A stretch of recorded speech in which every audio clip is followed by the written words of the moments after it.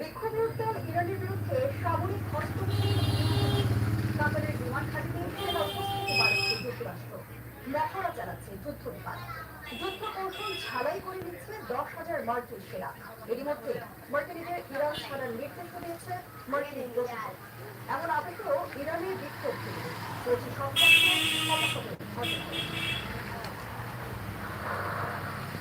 সরকার বিরোধী আন্দোলনের ষোলতম দিনেও উত্তপ্ত ইরান।